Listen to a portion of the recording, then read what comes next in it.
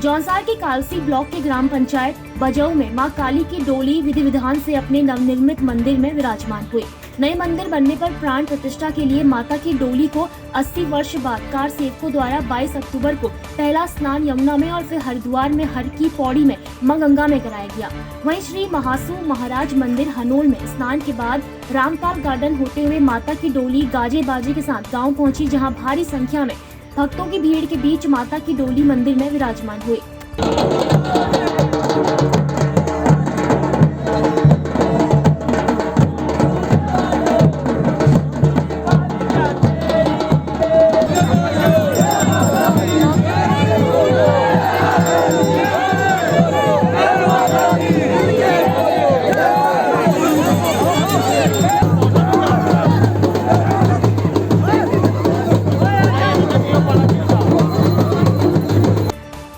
माना जाता है कि कई दशक पहले गांव में एक महामारी को रोकने के लिए ग्रामीणों ने देवी देवताओं को पुकारा था। उस दौरान मां काली गांव में एक पत्थर की शिला पर मूर्त के रूप में प्रकट हुई थी और गांव के लोगों की रक्षा की थी।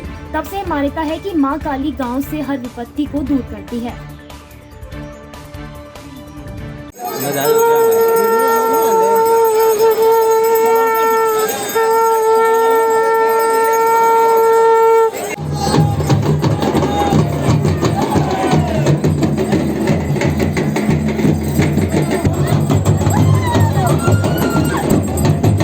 पिछले वक्त 3 साल से इस मंदिर का निर्माण हो रहा है और आज तीसरे वर्ष में मंदिर का पूर्ण निर्माण हो चुका है और आज काली माता का मंदिर बना है और इसमें काली माता को स्थापित कर दी गई है। आप मालिक उसकी देवभूमि में मालिक अवतार जो होता है, इसमें बहुत प्रकार के देवी देवता रहते हैं।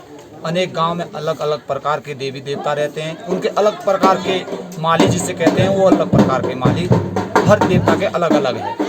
लेकिन इस माता का इतना बड़ा सत्य है कि आपको अगर इसको सही दिल से आप मानोगे तो कभी भी आपको बीमारी नहीं आ सकती। कई साल पहले, कम से कम 100 साल से भी पहले एक बीमारी चली थी, शीतला नामक बीमारी थी।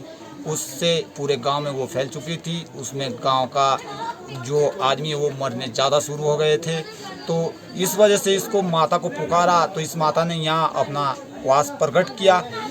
जब माता का वास प्रकट हुआ तो उस साल से आज तक किसी भी प्रकार की बीमारी इस गांव में नहीं आती। 22 तारीख को हमारी माता की डोली यहाँ से यमुना नदी के लिए निकली। यमुना नदी में स्नान किया, उसके बाद माँ गंगा हरिद्वार में रहती है, फिर हरिद्वार में स्नान करवाया। उसके बाद रात्रि विश्राम हमारा 22 को ही नीचे बाड़वाला में था। रात को 2 बजे वहाँ से चल दिए हमने।